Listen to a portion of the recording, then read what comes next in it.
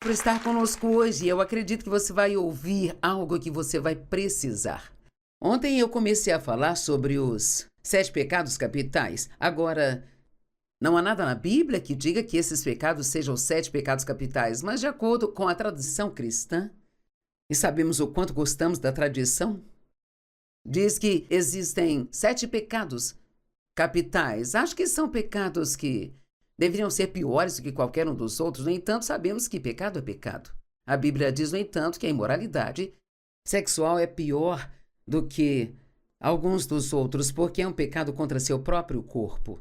Então falamos sobre inveja, já falamos da gula, estávamos falando da ganância. Quando terminamos ontem, deixe-me ler algumas escrituras finais antes de passarmos para o próximo. Lucas 12:15. Então Jesus disse a eles: cuidado!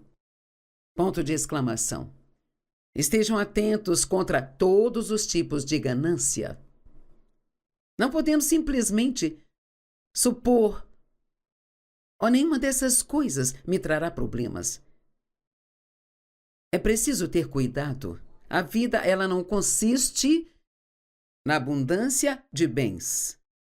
Então isso ter um monte de coisas não faz as pessoas felizes. Tem muita gente rica e infeliz. E Deus quer que tenhamos coisas boas. Não há nada de errado com isso. Eu amo coisas bonitas, mas precisamos ter certeza de que sabemos que não é daí que vem a nossa alegria. Você tem mais alegria, mais abençoado é dar do que receber. Você recebe mais alegria ao ser uma bênção para outra pessoa do que quando você recebe algo. 1 Timóteo 6, do 17 ao 19, ordena aos que são ricos neste mundo que não sejam arrogantes, nem coloquem sua esperança na riqueza, que é tão incerta. Cara, isso não é verdade. A Bíblia diz que a Babilônia cairá em um dia. Não sei exatamente quando isso acontecerá, mas Babilônia acha que é esse sistema mundial. E a Bíblia diz que ele cairá num só dia. Pensem quando a Bolsa de Valores caiu. Em 1929, quero dizer, num dia. O mundo ficou totalmente diferente. Deposite sua esperança em Deus, que ricamente nos fornece tudo para o nosso deleite. Ordena-lhes que façam o bem, que sejam ricos em boas ações, que sejam generosos e compartilhem. E desta forma depositarão tesouros para si, como um firme fundamento para a era vindoura. Agora, o próximo dos 7 pecados capitais é a luxúria. E a luxúria não é só o pecado sexual. Podemos cobiçar coisas, creio que qualquer coisa que queremos, tanto que achamos que não podemos ser felizes sem aquilo, é luxúria. E essa é talvez a melhor definição que posso dar e que é prática e que todos podemos aplicar em nossas vidas diárias. Tenha muito cuidado quando começar a pensar. Não vejo como posso ser feliz se eu não tiver isso. 1 Coríntios 6,18 diz: fuja da imoralidade sexual. Todos os outros pecados que uma pessoa comete estão fora do corpo, mas quem peca sexualmente peca contra o seu próprio corpo. E aqui um fato interessante: 40% das pessoas casadas são afetadas pela imoralidade. E 95% das pessoas fazem sexo antes do casamento. Você sabe como seria bonito, mas incomum, hoje em dia, um homem e uma mulher, um rapaz e uma moça se casarem, ambos serem virgens? Nós assumimos uma atitude muito desleixada. E sabe, é claro, hoje todo mundo pensa que é só namorar e o próximo passo é viver juntos, o que não é bíblico. Isso não é certo e é algo que as pessoas não devem fazer. O próximo dos 7 pecados capitais é o orgulho. Uau! Bem, dizem que este é o mais difícil de se evitar. Acho que provavelmente é, sabe? O orgulho nem te deixa dizer que você é orgulhoso? Sabe, eu não conseguiria vender uma série sobre o orgulho, porque as pessoas que precisam serem orgulhosos demais para comprá-la. Então tenho que esconder coisas assim em outros títulos, tipo como ser verdadeiramente feliz. Orgulho significa pensar mais sobre si mesmo do que deveria. E a primeira coisa que acontece quando pensamos mais em nós do que deveríamos é que pensamos menos nos outros do que deveríamos. Para ser melhor do que outra pessoa, sempre temos que diminuir a alguém. E não há nada que eu deteste mais do que ver um líder, especialmente um líder espiritual, destratar as pessoas. Isso, para mim, é o pior. Quando o orgulho entra, então vem a desgraça, mas com a humildade vem a sabedoria. Provérbios 16:5. O Senhor detesta todos os soberbos de coração, e tenho certeza disso, eles não ficarão impunes. Provérbios 16:18. O orgulho precede a destruição e o espírito altivo precede a queda. Agora, um dos melhores exemplos na Bíblia é o rei Nabucodonosor. E é realmente muito incrível se você estudar o primeiro capítulo. Daniel 4:1-4. Eu, o rei Nabucodonosor, às nações e aos povos de todas as línguas que vivem em toda a terra, desejo que prosperem grandemente.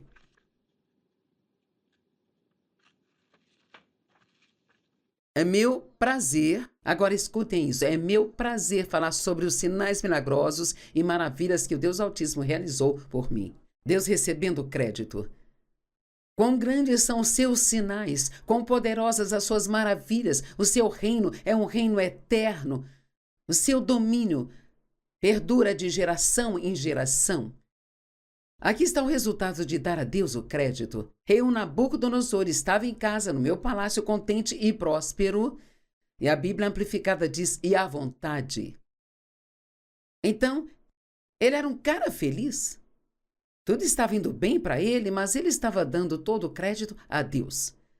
Agora, esses são os 4 primeiros versos do capítulo 4. No versículo 30, eu não sei quanto tempo passou nesses 26 versículos da Bíblia, mas ele disse, olha que incrível, esta não é a grande Babilônia que eu construí? Como residência real pelo meu grande poder e para minha glória e para minha majestade? Uau! Isso é o que a gente chama de achar que tem o rei na barriga. E, cara, isso acontece com tantas pessoas. Sabe, há tantos líderes espirituais que caíram em pecado e trouxeram desgraça. A maioria, se realmente disserem a verdade, dirão, eu fiquei tão poderoso que pensei que eu poderia fazer qualquer coisa que quisesse. Então, com grande poder, precisa sempre haver uma grande humildade. E dar a Deus o crédito. Em qualquer talento, se você tem um grande talento, as pessoas vão te elogiar, o que é bom. Seja gracioso, diga obrigado. Mas então, vire-se e entregue isso a Deus.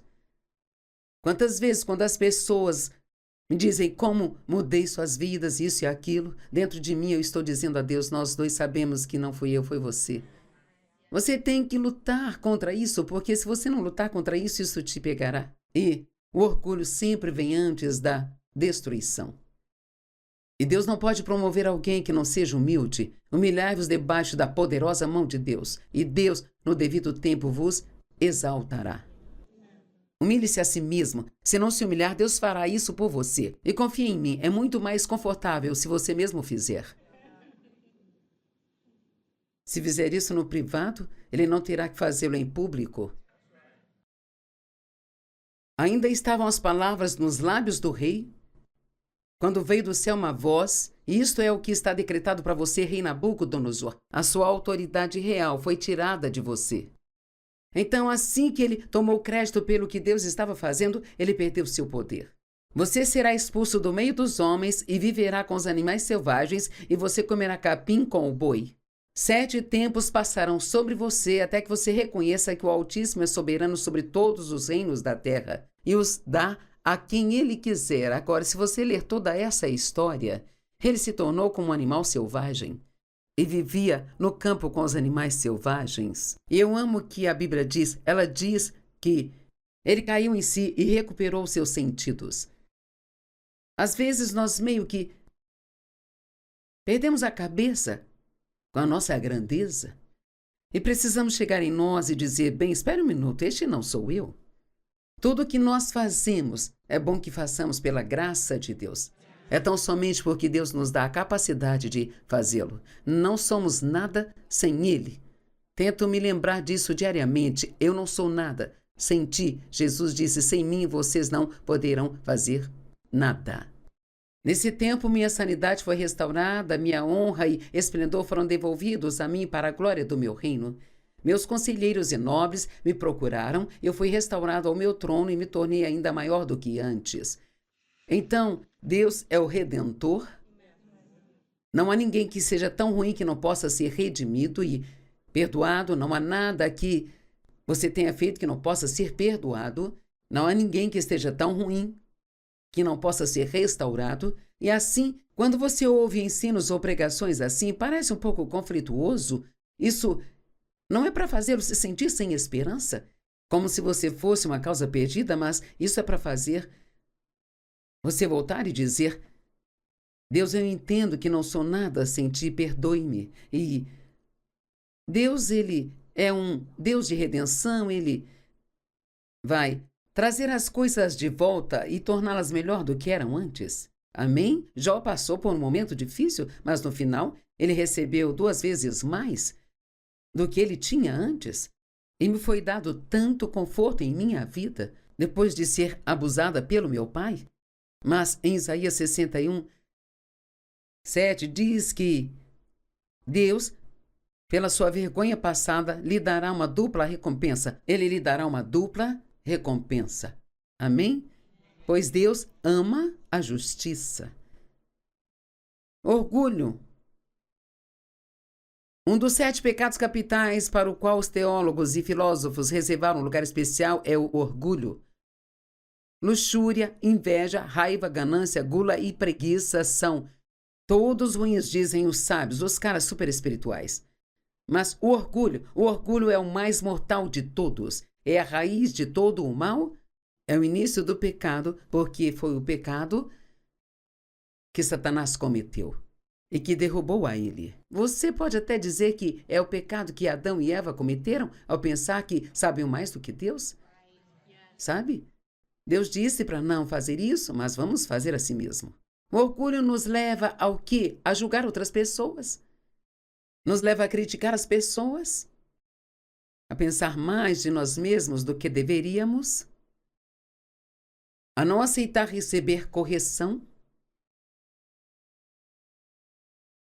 Pessoas orgulhosas têm muito mais dificuldade em dizer eu estava errado.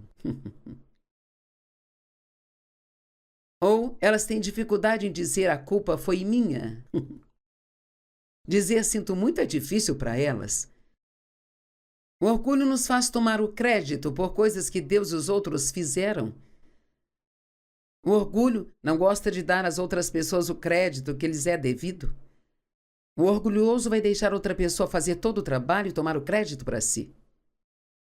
O orgulho se gaba e se vangloria. O orgulhoso fala excessivamente sobre si mesmo e de suas realizações. Elas realmente gostam muito de si mesmas. Preguiça. Vou lhe dizer algo. Eu fico um pouco impaciente quando vejo um daqueles animais que eles chamam de bicho preguiça, sabe? É tipo, vai em frente, vai, eu fico pensando, eu não sei se alguém pode se mover tão devagar e sobreviver. Eu não poderia me mover tão devagar nem se eu tentasse. Relutância em trabalhar ou em fazer um esforço.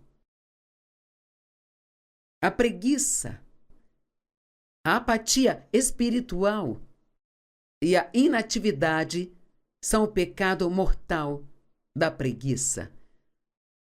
Uma pessoa que é preguiçosa sempre quer que alguém resolva o seu problema. Eles precisam fazer isso, eles precisam fazer aquilo, sem nunca entender que eles somos nós. Seja a resposta que você quer ver no mundo. Em vez de esperar que alguém sempre faça tudo, pergunte a Deus o que posso fazer para ajudar nesta situação.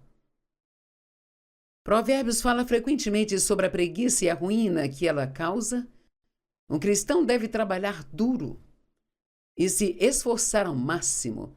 E quando digo esforço, não me refiro ao esforço da carne, sabe? Quero dizer um esforço inspirado pelo Espírito Santo. Colossenses 3:23 nos diz: trabalhe para o Senhor de todo o coração, sabendo que é do Senhor que recebemos nossa recompensa. A preguiça é a inatividade espiritual nas coisas como oração, estudo bíblico, fazer coisas para ajudar os outros.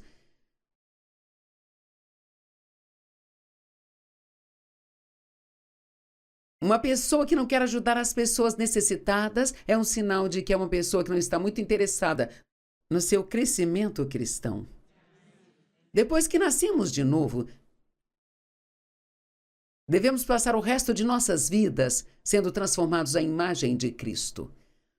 Romanos 8:29 diz que fomos predestinados a sermos moldados à imagem de Jesus Cristo. E ser predestinado não significa que, se Deus disse algo, automaticamente vai acontecer enquanto não fazemos nada. Significa que é isso que Deus quer, que é isso que Ele predeterminou, conforme sua vontade. E Ele abriu o caminho para isso.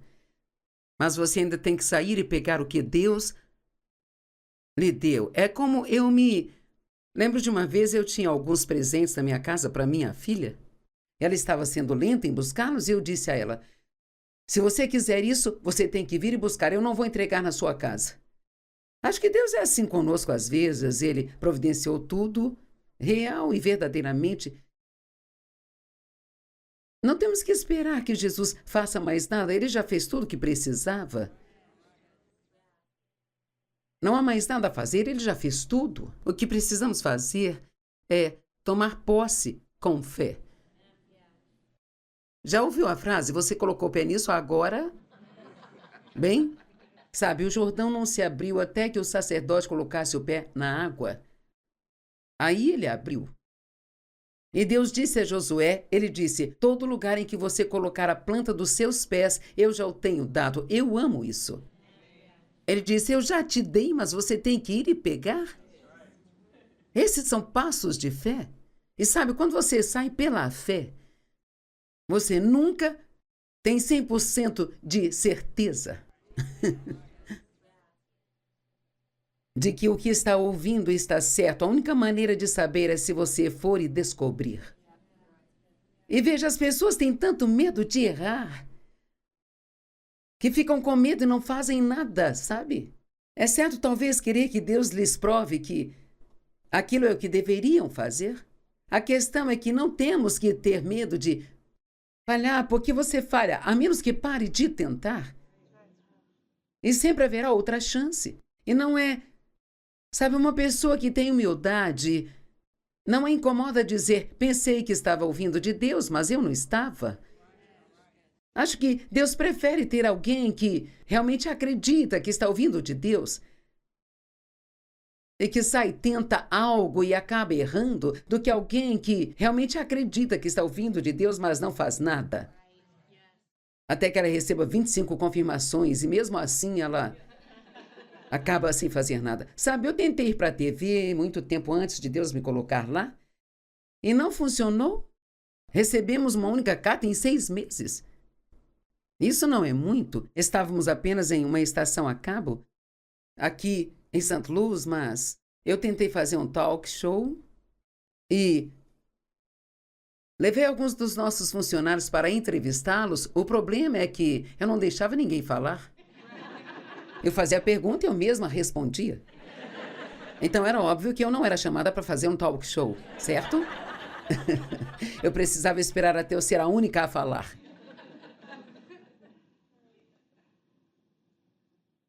Ok, temos uma boa escritura aqui.